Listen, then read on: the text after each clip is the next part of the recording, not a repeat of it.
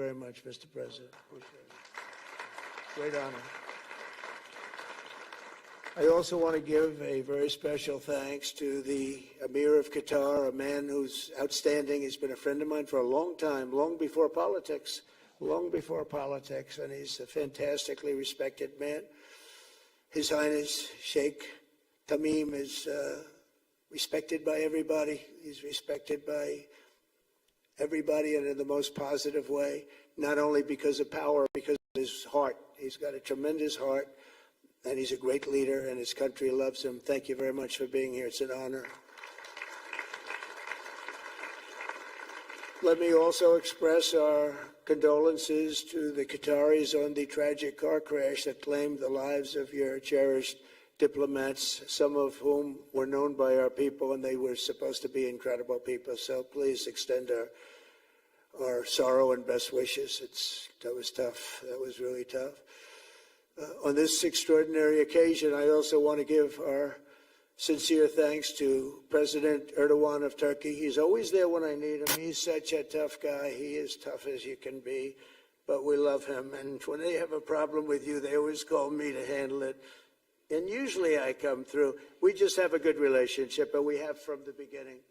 And so I want to thank you very much and say hello to your wife, your beautiful wife. And it's great to be with you. Always there. When I need him, he's always there. Thank you very much, Mr. President. And I also want to thank, I just spoke to him on the phone, His Royal Highness Crown Prince Mohammed, Saudi Arabia, a special friend of mine. Boy, he's come so long and so far, and he's doing a fantastic job for his country.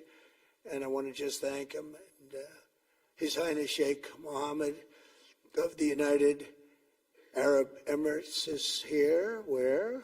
He's here someplace. Well, he's not here, but he's here in spirit, I can tell you that. And he's been another one. He's been absolutely incredible, and we appreciate it very much. And His Majesty King Abdullah of Jordan, and thank you very much, King Abdul of Jordan. He's here. Thank you.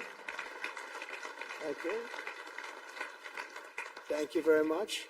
And you really have been a great helper. We appreciate it. Appreciate it. Prime Minister Sharif of Pakistan, and also I have to say my favorite field marshal from Pakistan, who's not here, but the Prime Minister is here, and you're going to give his regards. Where are you? There you go. Thank you very much. Do you want to say what you said to me the other day? Come, would you like to say what you said the other day? I think it was so nice. Please.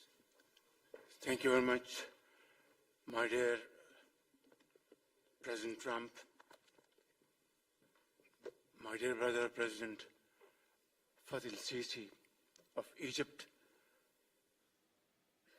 Majesties, Highnesses, Excellencies, ladies and gentlemen, Assalamu alaikum, and a very good evening. Well, I would say today is one of the greatest days in contemporary history, because peace has been achieved after untiring efforts led by President Trump, who is genuinely a man of peace, who has relentlessly and untiringly throughout these months, day in and day out, to make this world a place to live with peace and prosperity. I would say that Pakistan had nominated President Donald Trump for Nobel Peace Prize for his outstanding, extraordinary contributions to first stop war between India and Pakistan, and then achieve ceasefire along with his very wonderful team. And today, again, I would like to nominate this great president for Nobel Peace Prize, because I genuinely feel that he is the most genuine and most wonderful candidate for Peace Prize, because he has brought not only peace in South Asia, saved millions of people, their lives. And today, here in Sharm el-Sheikh, achieving peace in Gaza is saving millions of lives in the Middle East. Mr. President, I would like to salute you for your exemplary leadership, visionary leadership.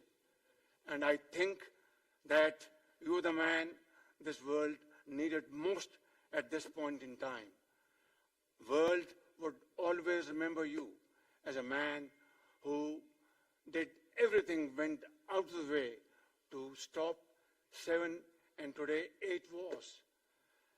I would like to thank my very dear brother, Sheikh Tamim. He's Akh al-Shaqiq, who has really worked very hard along with others to achieve peace in this region.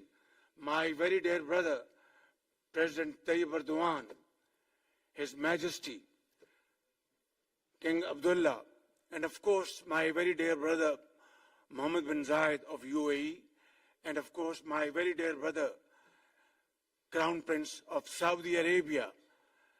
And he has also been very, very helpful and contributed very valuably in this wonderful peace process. Ladies and gentlemen, I wouldn't want to take more of your time. Suffice it to say, had it not been for this gentleman, not only, who knows, India and Pakistan are both nuclear powers. Had he not intervened along with his wonderful team, during those 4 days, the war could have escalated to a level. Who would have lived to tell what happened? And similarly, here in this part of the world, in the Middle East, Mr. President, your valuable contribution along with President Sisi, I think history will remember in golden words. I wouldn't say more, except God bless you, God give you long life to serve like this for all time to come.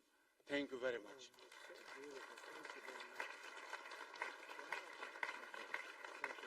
Very kind. Wow, I didn't expect that. Let's go. Say goodbye, everybody. That was really beautiful and beautifully delivered. Wow, thank you very much. Also with us is President Prabowo, a very incredible man of Indonesia. President, come on.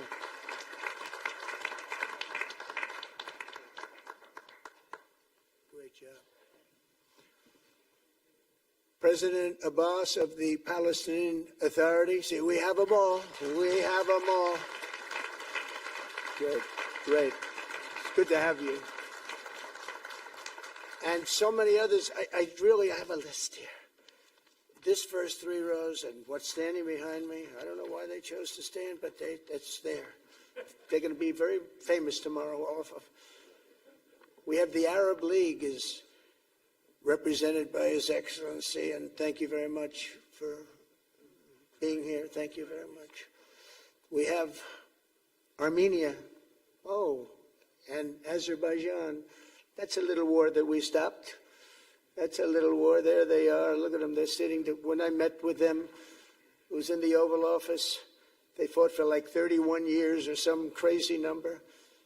And they had one sitting on that side of the Oval Office, one sitting. By the time we finished in 1 hour, they were both hugging each other. And now they're friends and they're getting along great. Look at it. So I want to thank you both. That's incredible. Really incredible. So you have Armenia and you have Bahrain, you have Canada.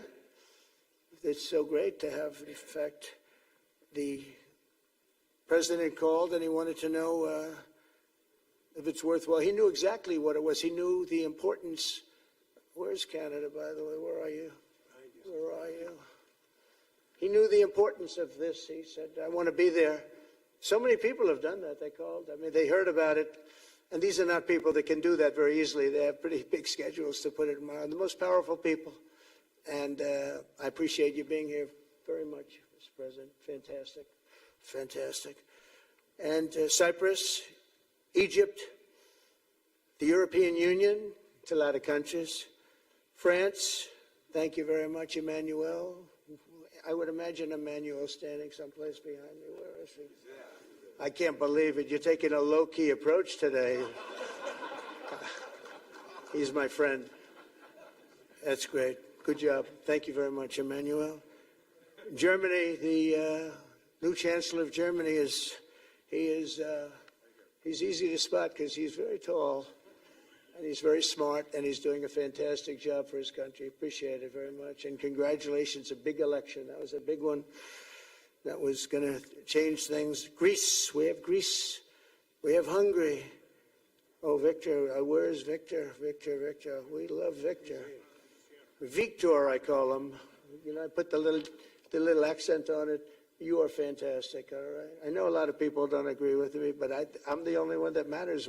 You are fantastic. He's a great leader.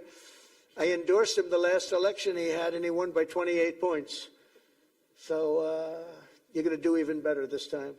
You have another election, and you're going to do great, and we appreciate it. And we're behind you 100%. That's Hungary. India is a great country with a very good friend of mine at the top, and he's just done a fantastic job. And I think that Pakistan and India are going to live very nicely together, right? That's not a very, they are. And they're two great, I'd say, leaders, great leaders as far as I'm concerned. Indonesia, we covered, and I just want to say that that's a big country, a powerful country. It does unbelievably well, and it's great to have you. Iraq, we have Iraq with lots of oil. They have so much oil, they don't know what to do with it. That's a big problem when you have so much, you have no idea what to do with it. So thank you very much thank you very much. Italy, we have a young woman who's, I'm not allowed to say it because usually it's the end of your political career if you say it. She's a beautiful young woman. Now, if you use the word beautiful in the United States about a woman, that's the end of your political career, but I'll take my chances. Where is she? There she is. You don't mind being called beautiful, right? Because you are. Thank you very much for coming. We appreciate it. She wanted to be here, and she's incredible, and they really respect her in Italy. She's a very successful politician. We have Norway. Oh, Norway. Norway. What happened, Norway? What happened? Where's Norway? Where is he? We have Johnny. We're going to the World Cup. I can tell you that. Where's Norway? I don't think he wants to stand. Oh, he's back there. There we have Norway. Oman. Again, we have Paraguay. We have really fantastic representative from Saudi Arabia. Thank you very much. I'll tell you what, and this time we'll get you the best seat. He always gets the best seat. He deserves the best seat. But what a great place it is. Spain. Where's Spain? Are you guys working on him with respect to the GDP? We'll get close. But fantastic job you're doing. And UAE, which is great. United Kingdom. Where's United Kingdom? Where's my friend? Come here. Is everything going good? Very good. That's very nice of you here. These people all came in like 20-minute notice. And I think it's fantastic. And we have so many others, and just so many others. And it's such a compliment to what we're doing, because what we've done is something very unique and very special. So it's perhaps the wealthiest and most powerful group of nations ever assembled at one time, which is a big thing. We have achieved together in recent days a change that really is historic. and it's going to be remembered forever. And I want to thank the American team for their amazing work, and I want to thank, I think he'll go down as the greatest Secretary of State in the history of our country. I really believe that, Marco, or I wouldn't say it. Marco Rubio, I wouldn't say it. Maybe I would. You're doing a great job. I'll tell you, he's on course to do it. We've done a lot of work in 9 months. We've done a lot of work. I say that, 1 year ago, a little more, but 1 year ago, America, the United States of America was a dead country. The king told me, and I use that, he said, sir, 1 year ago it was a dead country. Today you have the hottest country anywhere in the world, and it is. It's the hottest country. So many investors are here. We have over $17 trillion being invested in the United States, which is a record that nobody has ever beaten. I don't think anybody will. And we still have 4 months to go before it's a year. So in 8 months, we have over 17 trillion. We're actually very close to $18 trillion. There's never been, as an example, the previous administration had less than $1 trillion over 4 years. We're close to breaking $18 trillion in 8 months. That's pretty amazing. No country's ever done that. I want to also thank Special Envoy Steve Witkoff and my son-in-law and a great guy, Jared Kushner. And I even have my daughter here, Ivanka. Ivanka, please stand up. Ivanka's here. Wow. Thank you. Thank you, Ivanka. We have a great team, and we have, as you know, General Raisin Kane. We have John Radcliffe. We have Tom Barrack. We have really a lot of good talent. We have Pete Hegseth, who's now Department of War as opposed to Department of Defense. We made a little change. Somehow I like the name better, so do you, so do a lot of people. But the momentous breakthrough that we're here to celebrate tonight is more than the end of the war in Gaza. It's with God's help, it'll be the new beginning for an entire beautiful Middle East. From this moment forward, we can build a region that's strong and stable and prosperous and united in rejecting the path of terror once and for all. We want to get rid of the terror and get on to other things. There are many other things in life that are so good. The final sprint to this deal began less than 3 weeks ago on the sidelines of the United Nations in New York. I met with many of the people in this room, and it all just started coming together. I've known so many of you for so long. You're friends of mine. You're great people. I have a couple I don't like in particular, but I won't tell you who. I have actually a few of them I don't like at all, but you'll never find out who they are. Well, maybe you will, come to think of it. But I have most of you who I like a lot, and I respect a lot. Maybe that's more important. We listened, and we exchanged ideas, and we kept pushing forward until the job was done, and the first steps to peace are always the hardest.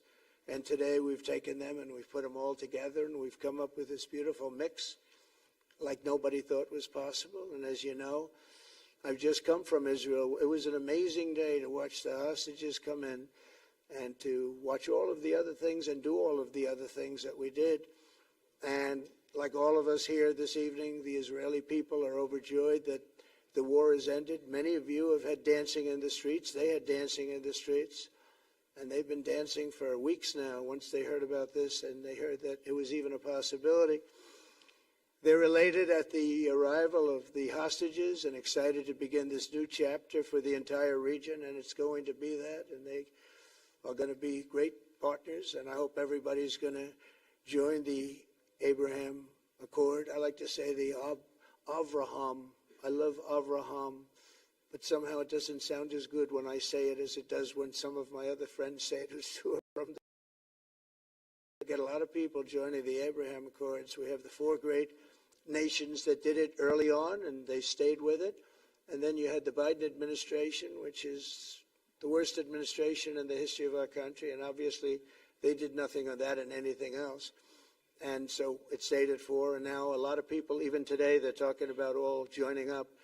So many people have talked to me about that, and it's going to be a great tribute to really the United States. I mean, the United States has worked very hard in the Middle East, so it would be a tribute to us and to Jared and to Steve and to all of the people, Marco, all of the people that have worked so hard on that. And it really is going to it's going to guarantee that it all stays together.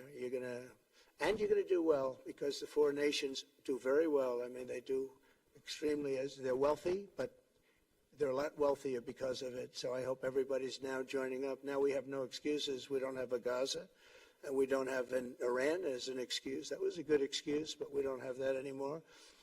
All the momentum now is toward a great, glorious, and lasting peace. And our commitment to fulfilling the 20-point plan we developed together will be the crucial foundation for achieving that bright future. And it's being worked on right now as we speak. And we're actually in stage 3 and 4. It's not going to be, just divided down so simply. We can be long advanced on some of the things that we say we're going to do. We can take them out of order in a positive way. And we've shown how it can be done with responsible nations like the people in this room, these incredible people in this room, setting aside their differences, seeking common ground, and pursuing a better world for all of us. In that spirit, it's my dream that we all get together and enjoy our life. And we're going to put some of you on the Board of Peace. Everybody wants to be on the Board of Peace. They said, would you be the chairman? I say, I'm pretty busy too. But whatever we can do to have peace in the Middle East, it's worth it. But everybody wants to go on the Board of Peace, so we're probably going to enlarge it. We're going to get, and the leaders, the top people, the top leaders, they want to be on the Board of Peace. A beautiful term. At first I wasn't sure, and then I realized how beautiful it is. And for the people of Gaza, the focus now must be on restoring the basics of a good life. We're going to have a lot of money coming into Gaza and a lot of rebuilding and building. It's not so much rebuilding, it's really building, cleaning up and building. And I'm pleased to announce that numerous countries of great wealth and power and dignity have come forward to me just today and over the last week to say they want to help in the reconstruction of Gaza, putting up whatever money is necessary. And the money is, of course, it's a lot of money, but it's not much compared to the value or the wealth of these tremendous countries. And they are ensuring stability and success in the Middle East. So when you think about it, it's a very, very small amount of money is necessary, relatively speaking.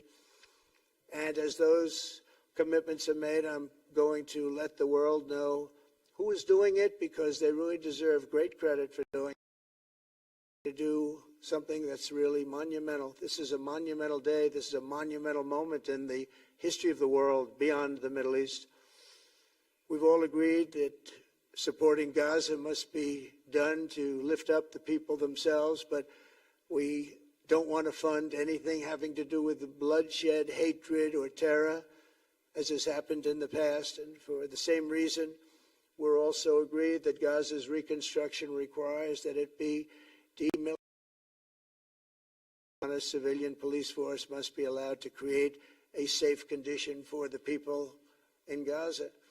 As I said earlier, I intend to be a partner in securing a better future. We're going to be working with the United States, and we're going to make sure that the Middle East is going to be a safe and secure place. It's a very important place in the world. It means so much. There were so many people who said the Middle East, and this has been going for many, many decades, that World War III will begin in the Middle East. It's not going to happen. That's not going to happen. There was a time that you would have thought it could have, but it's not going to happen. There won't be World War III, hopefully at all, but it's not going to start in the Middle East. We're not going to have a World War III if we're smart. There'll never be a World War III. Our work begins right here and right now. From ancient times, this region has been extraordinarily mixed with respect to people, culture, religions, all of the different elements of national characters, unlike maybe anywhere else on earth. And for 3 years, and there's been tremendous conflict, always conflict. But today, for the first time anyone can remember, we have a once-in-a-lifetime chance to put the old feuds and bitter hatreds behind us. And that's why so many people in this room, they didn't get along. Some did, some didn't, but they're getting along now. This has brought the people together. This is the first time the Middle East crisis has brought people together as opposed to driving them apart. And to declare that our future will not be ruled by the fights of the past, which is foolish. So together, let us continue in the spirit of cooperation and goodwill that has finally brought us to this incredible history. we will reach the Middle East's incredible destiny, a safe and prosperous and beautiful crossroads of culture and commerce, faith in humanity and geographic center. This will be the geographic center of the world. So I just want to thank everybody for being here. I want to thank you all for what you've done and for this quick notice. It all came together just at one little period. It just came together. It's happened that way. If you do anything about deals, that's all I've done all my life is deals. The greatest deals just sort of happen. And that's what happened right here. And maybe this is going to be the greatest deal of them all, not just nation building, not just having to do with this or the political whims. This will be maybe the greatest deal of them all, period. And I want to thank all of you and all of these great nations and this region for what it's gone through and all of the fights it's had, or life over death and hope over strife and harmony, hatred. That's what we want. We want it to be that way because together we're going to forge a magnificent, great, and enduring peace. I want to just end by saying God bless you all. God bless the Middle East. God bless your countries, and God bless you. Thank you very much, everybody. Thank you. Thank you very much. Thank you.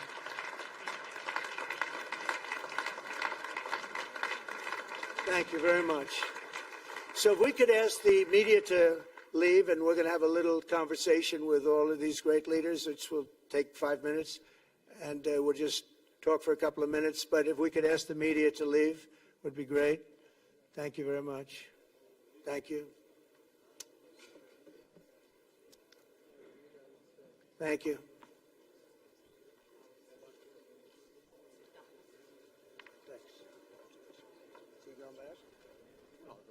I'm glad you upgraded me to president.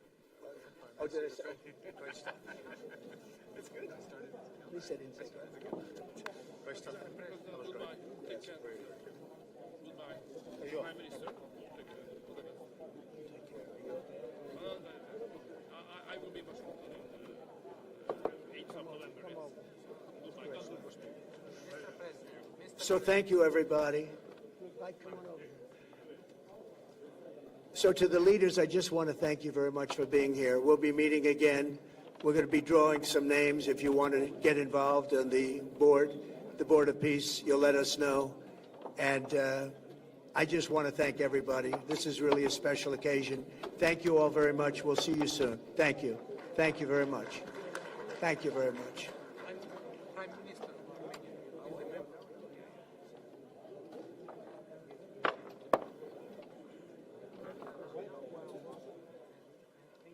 Thanks to you.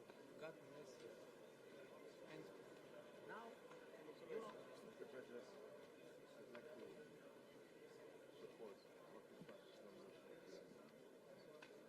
Just a few feet.